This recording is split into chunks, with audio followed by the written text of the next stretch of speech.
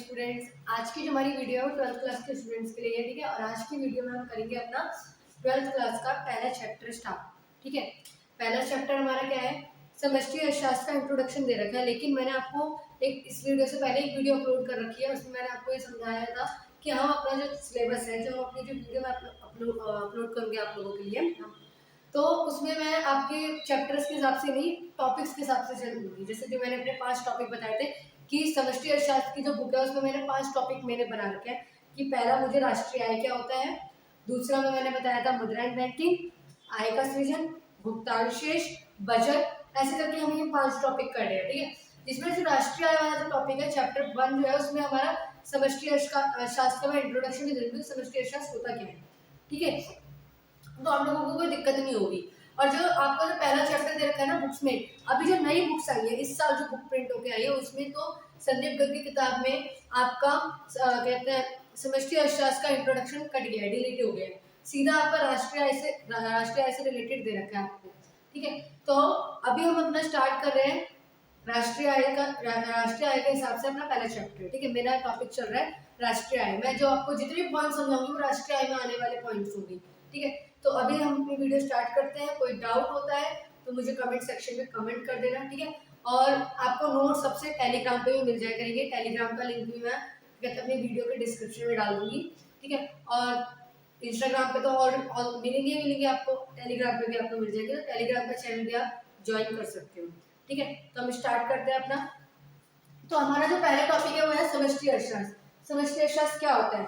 समष्टि अर्थशास्त्र की वह शाखा होती है जो एक अर्थव्यवस्था को इकाई मानकर उसकी समस्या का अध्ययन कराती है। आपको मैंने पहले बता रखा है व्यष्टि अर्थशास्त्र क्या होती है। व्यष्टि अर्थशास्त्र का उल्टा ही एक तरीके से मान लो समष्टि अर्थशास्त्र होता है। व्यष्टि अर्थशास्त्र में आप एक अकेली इकाई की समस्या के बारे में अध्ययन करते हो।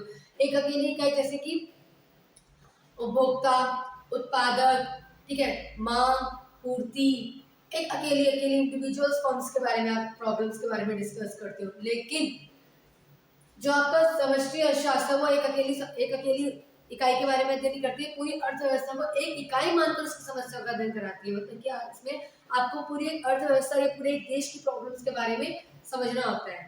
ठीक है, फॉर एग्जाम्पल आपके आसपास जितने भी स्टोर्स हैं, ठीक है, डिपार्टमेंटल स्टोर है, कोई भी है, या मॉल ले लो चलो, ठीक है, उनकी भी कुछ प्रॉब्लम्स होती होंगी। तो वो एक अकेली फर्म या एक अकेले मॉल या एक अकेले घर की समस्या जो आएंगी ना, प्रॉब्लम्स आएगी, वो आप व्यष्टि में पढ़ते हो। ठीक है, उनकी इकोनॉमिक्स प्रॉब्लम्स को आप व्यष्टि में पढ़ते हो। लेकिन जो हमारा समष्टि है इसमें पूरे देश की समस्या का अध्ययन किया जाता है। इसलिए आपका जब आपने अपना इंडेक्स देखा होगा तो आपको टॉपिक्स भी ऐसे देखने के लिए मिले होंगे जो नेशनल लेवल में पूरे देश के प्रॉब्लम्स को शो कर रहे हैं, जैसे बजट, भुगतान शेष, आय का सृजन, राष्ट्रीय आय, ये सारे क्या है, पूरे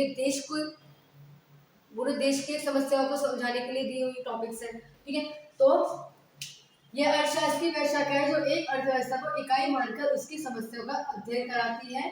ठीक है, इसकी मुख्य समस्या आय व रोजगार है। व्यष्टि अर्थशास्त्र में आपने जाना था कि व्यष्टि अर्थशास्त्र की जो मुख्य समस्या होती है, ठीक है, जो मुख्य वो होता है ना, एक तरीके से एम जो होता है उसका, ठीक है, उद्देश्य जो होता है व्यष्टि अर्थशास्त्र का पढ़ने का, वो होता है आय कीमत का निर्धारण करना। किसी भी चीज की कीमत का निर्धारण करने के बारे में किसमें पढ़ते हैं? व्यष्टि अर्थशास्त्र में। लेकिन समष्टि अर्थशास्त्र में हम पढ़ते हैं आय या रोजगार का निर्धारण, एक देश की आय का निर्धारण, आय सृजन वाला टॉपिक देखो आपका है इसमें, और रोजगार के बारे में आप किसमें पढ़ते हो? किसमें पढ़ते हो? समष्टि अर्थशास्त्र में। ठीक है, अब समष्टि अर्थशास्त्र क्या है आपको अच्छे से पता था, मैंने एक बार बस रिवाइज करा दिया। इसके बाद भी अगर आपको डाउट होता है तो 11th क्लास की वीडियोस में मैं डालती हूँ, उसमें 11th क्लास में भारी जो हमारा थंबनेल होता है उसमें मैं लिख देती हूँ आपको कि मैं क्या क्या टॉपिक समझाने वाली हूँ। ठीक है, बाकी इस वीडियो के डिस्क्रिप्शन में भी मैं समष्टि और व्यष्टि अर्थशास्त्र के बारे में डिटेल में जो 11th के लिए मैंने डाल रखी वीडियो उसमें आप देख सकते हो, मैं उसका लिंक डाल दूंगी इस वीडियो के एंड में। ठीक है, चलो अब हम नेक्स्ट टॉपिक समझेंगे आय का चक्रीय प्रवाह। आय का चक्रीय प्रवाह क्या होता है? इससे अभिप्राय अर्थव्यवस्था के विभिन्न क्षेत्रों के बीच उत्पादन, इसमें 3 चीजों का याद रखना है, ध्यान देना, उत्पादन, व्यय और आय के प्रवाह को ही क्या बोलते हैं? एक अर्थव्यवस्था के विभिन्न क्षेत्रों के बीच में उत्पादन का, व्यय का और आय के प्रवाह को ही क्या बोलते हैं? आय का चक्रीय प्रवाह। ठीक है, अब इसमें एक वर्ड आ रहा है विभिन्न क्षेत्र। विभिन्न क्षेत्र से क्या अभिप्राय होता है? एक अर्थव्यवस्था या कोई भी किसी भी तरह की अर्थव्यवस्था हो, चाहे वो पूंजीवादी हो, चाहे वो समाजवादी हो, चाहे वो मिश्रित हो, कोई सी भी अर्थव्यवस्था हो, उसमें हर अर्थव्यवस्था में क्या होता है, मुख्यतः 4 क्षेत्र होते हैं जिनसे वो अर्थव्यवस्था चल रही होती है, जिनके बीच में सेवाओं का, वस्तुओं का आदान प्रदान चल रहा होता है, आय का आदान प्रदान चल रहा होता है, उत्पादन का, व्यय का आदान प्रदान चल रहा होता है। तो हर कहते हैं हर देश में, हर अर्थव्यवस्था में 4 मुख्य क्षेत्र होते हैं। और वो जो मुख्य क्षेत्र होते हैं वो कौन कौन से होते हैं? परिवार क्षेत्र, उत्पादन क्षेत्र, सरकारी क्षेत्र और शेष विश्व। ठीक है, परिवार क्षेत्र से अभिप्राय हम लोगों से होता है जैसे कि उपभोक्ता, जो चीजों का, वस्तुओं का, सेवाओं का क्या करता है, उपभोग करता है।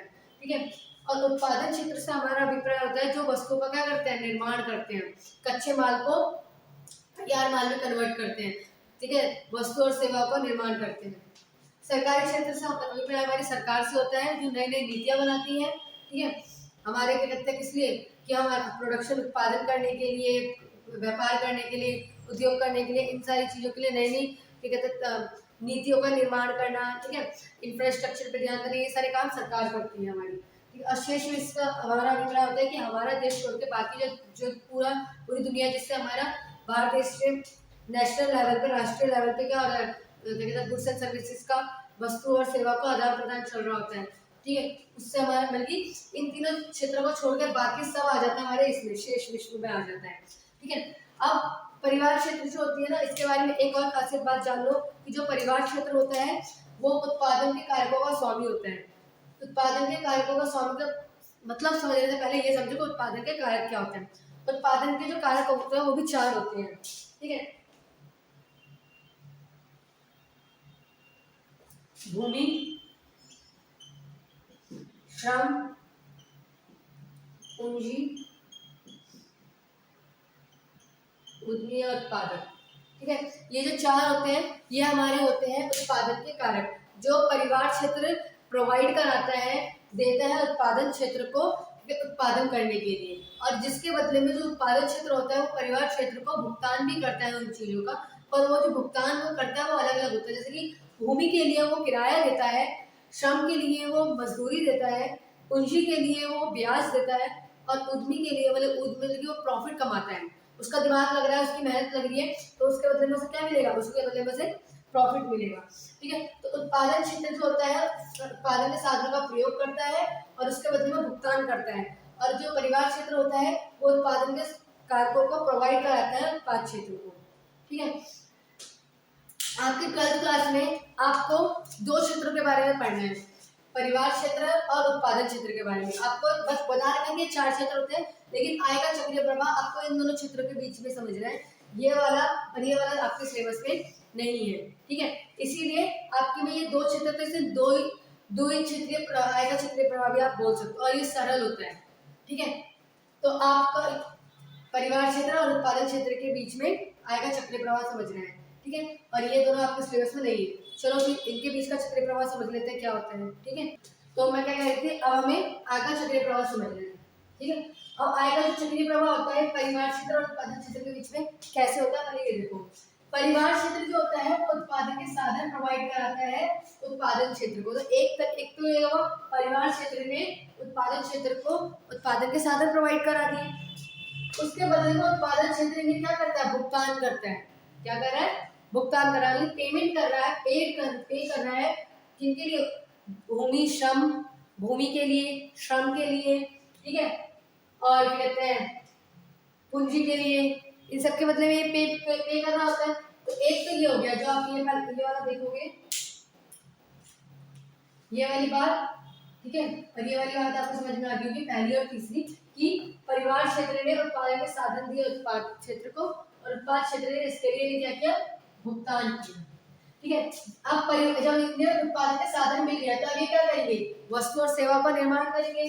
अब उत्पादन क्षेत्र क्या कर रहा है, वस्तु और सेवा का निर्माण कर रहा है, और वो प्रदान करा रहा है परिवार क्षेत्र को। ठीक है, परिवार क्षेत्र को वस्तु और सेवा का निर्माण करके प्रदान करा रहा है, जिसके बदले में परिवार क्षेत्र क्या करेगा, व्यय करेगा, खर्च करेगा, एक्सपेंडिचर करेगा। ठीक है, पे करेगा किसको, दोबारा से उत्पादन क्षेत्र को। इस तरीके से आय का चक्रीय प्रवाह होता है। इन्होंने इन्हें हेल्प करी चीजें बनाने के लिए, चीजें देने में। ठीक है, और इन्होंने इसके लिए पे भी किया, इन्होंने एक तरफा नहीं रखा, ये नहीं कि ये साधन आए हैं।